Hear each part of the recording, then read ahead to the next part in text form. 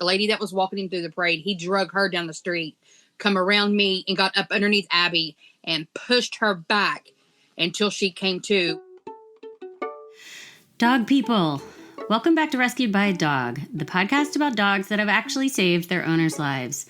I am Laura, as always, host of the podcast. And if you love the podcast, I need to plead for your help. Can you give just $5 to help keep Rescued by a Dog going? There are two easy ways to do this. First, you could just Venmo me $5 or whatever amount you want to send at the handle LauraBama. That's Laura, B as in boy, A-M as in mother, A. Or you could go to patreon.com/Rescued by a Dog podcast. Again, that's Patreon, spelled Patreon. So patreon.com/Rescued by a Dog podcast. When you join the Rescued by a Dog community on Patreon, your $5 per month will help me continue sharing these beautiful, uplifting stories. Now we're going to hear from Abby, who was watching dogs from the Kanawha-Charleston Humane Association march in a Christmas parade when one of the shelter pups dragged his handler over to her just before she had a medical emergency. Hi. Hi. Is that Abby over there? Yeah, she's putting her hoodie on. Hi, Abby. Hi, Melissa. I'm so grateful that y'all are talking to me today. Thank you. Is that Picasso? Yeah, that's Picasso. I'm new to all this. So. What a gorgeous pup. Can one of y'all describe him? Well, he is a Plott Hound mix with brindle collar. He is approximately about 45 pounds, and he thinks he's a lap dog. Yeah, he is currently just snuggling in Abby's lap like a baby. She's holding him like a baby with his belly exposed. It's really cute. Oh my gosh, he is a little lap dog. How did you find him? We were at the Christmas parade. He was a shelter dog, and the shelter dogs got to march in the Christmas parade.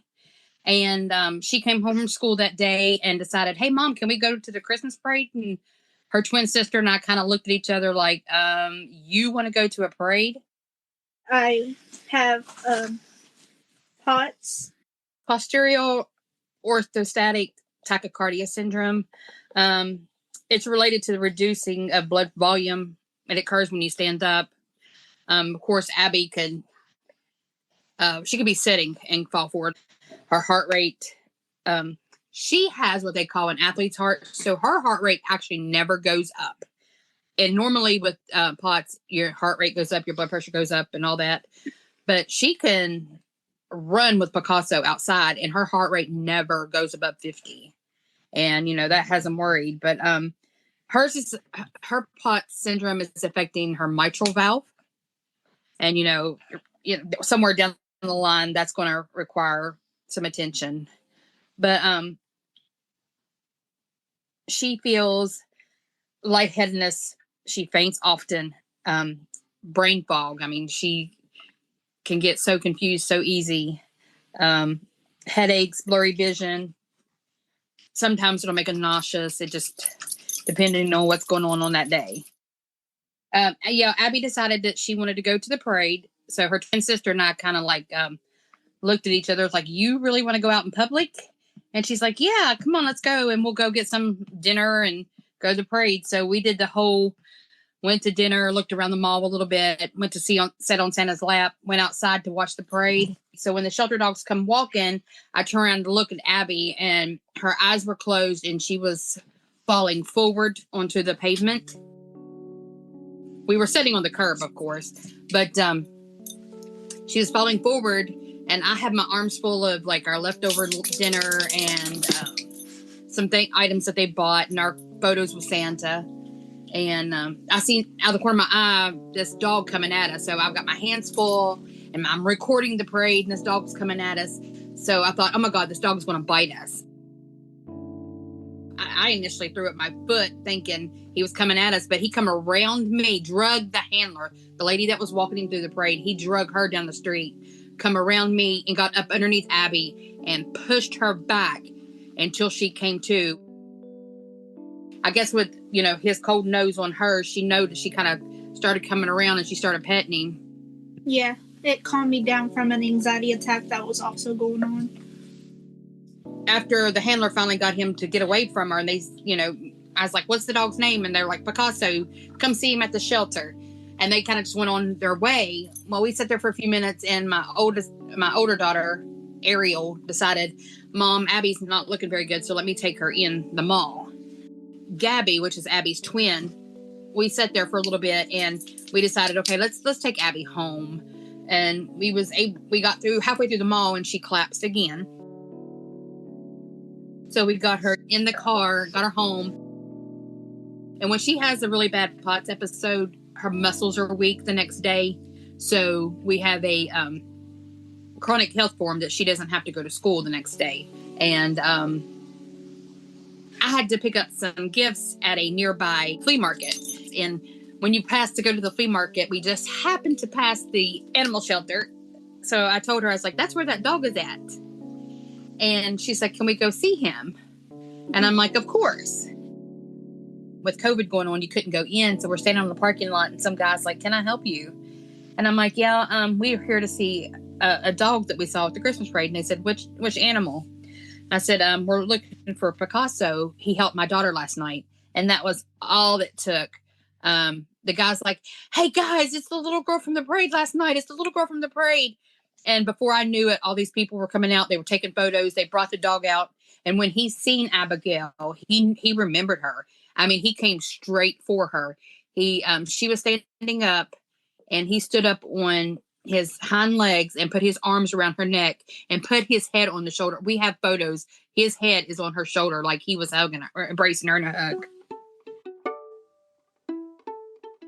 So what do y'all know about Picasso's life before he found you? A month before. About a month before that we got him, he was found on the streets in Charleston, and someone spotted him, and they took care of him, tried to find his owner, but they couldn't. So he was taken into the shelter, and of course they took care of him. And a month later, he was marching. His good behavior won him a spot marching in the parade. He had a clean kennel. Yeah, he always cleans. He's always very clean. He loves to be clean. Yeah, and he was always good with other dogs and other pets. He loved my hamster. My hamster passed away, but he absolutely loved him. But the hamster did not love him. He loves to give us hugs. Our mailman's his best friend. The mailman, he waits to see him. And Picasso will hear the mail truck, and he'll want to go outside, and the mailman brings him treats every day. Has he helped you again? All the time. He'll push me back and keep me there until I feel better. He also helps my family when they're not feeling good. What does he do for the family? My mom one time had like a very serious seizure, I think it was. And they said that she couldn't go to sleep without having something to take her heart rate on. And without knowing, when she was taking a nap, because she wasn't feeling good, her heart rate was really, really bad. And her oxygen level was not very good. And Picasso jumped on her. I had just gotten home from the hospital, and I was very tired. And I said, well, I'm going to lay right here. And I have the pulse ox monitor on my finger, and it took my blood, heart rate and my oxygen level all the time. And when I come around, I could hear Jared going, Mom, Mom, Mom. And I was, like I said, I was laying back on the corner of the couch, and Picasso was standing on the couch beside me with his front paws on my chest, like kind of like jumping, almost doing chest compressions. And when I come to and I was looking around, my heart rate was like really low, and my oxygen was like 58%. Jared was trying to wake me up, and he couldn't. But Picasso was doing chest compressions. He alerted Jared that something was wrong. At first, I was like, to get off me, dog. And then Jared's going, no. Jared said, Mom, no, he was seriously doing. It looked like he was doing CPR.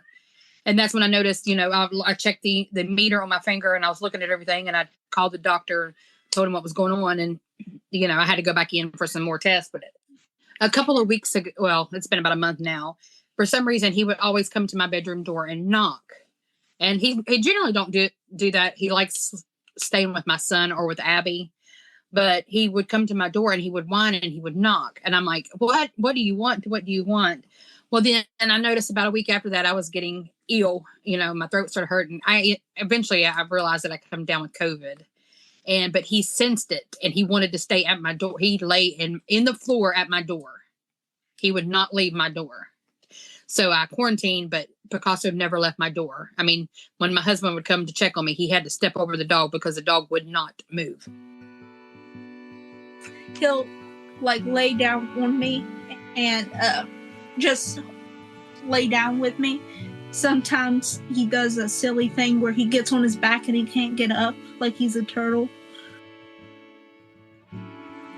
What do y'all think your life would be like if you had never met him? I'll be a lot more anxious. Abby's learning to, before Picasso, she did not go outside much at all. I mean, school was a problem. Every day was a struggle to get her to go to school. And they actually, when she started the high school, they actually didn't want her at school because she was a liability with passing out and everything like that. Of course, you know, we got all that situation. She was on homeschool for a while, where the teachers met us. But you can't get all your credits that way. So she had to go back to public school. But it was worse. I mean, now she will go out and she'll take him for a walk. She'll take him to the park. And so with Picasso, she's learned to go outside more. What can you do now that you couldn't do before you had him? I feel a lot more protected when I go outside. I used to be terrified to go out by myself, and I also can I know I can walk around a lot more because he'll be there to help me if something happens. He'll go get my mom, which he has. Yeah. If they're not responsive, like if Abby doesn't come around quick enough, he'll come and alert me, and then I'll know to go through the house and look to see where she's at. This isn't about you. The cat's meowing, and Gabby said, "This is not about you, Mabel. Go on." When the newspaper called us to do an interview, I honestly said it was a God wink. He was meant for us. I mean, because the odds of Abby wanting to go to a Christmas parade, the odds of Picasso, you know, being rescued and taken to the shelter and walking in the parade, it was divine. He needed us to. The people, whoever had him before, cut his tail off. So he has a little nub. His ear has been cut, and then one of the pad things on one of his paws has been cut. Yeah, he needed us too because of what had happened to him, and we didn't know how long he was in the shelter for, and he needed a home and we needed him. He's so gentle. You can do whatever you want. He would never bite. He loves everybody. I mean, everybody loves this dog. He's on his back in her lap snoring. If Picasso could speak human English, what would you like to say to him? I'd probably just tell him thank you, because not only did we rescue him from the shelter, but he kind of saved us. I mean, literally saved us. He's laying back on Abby's lap with his legs up in the air again. Abby, what would you like to say to him? That I love him. And I feel safe with him.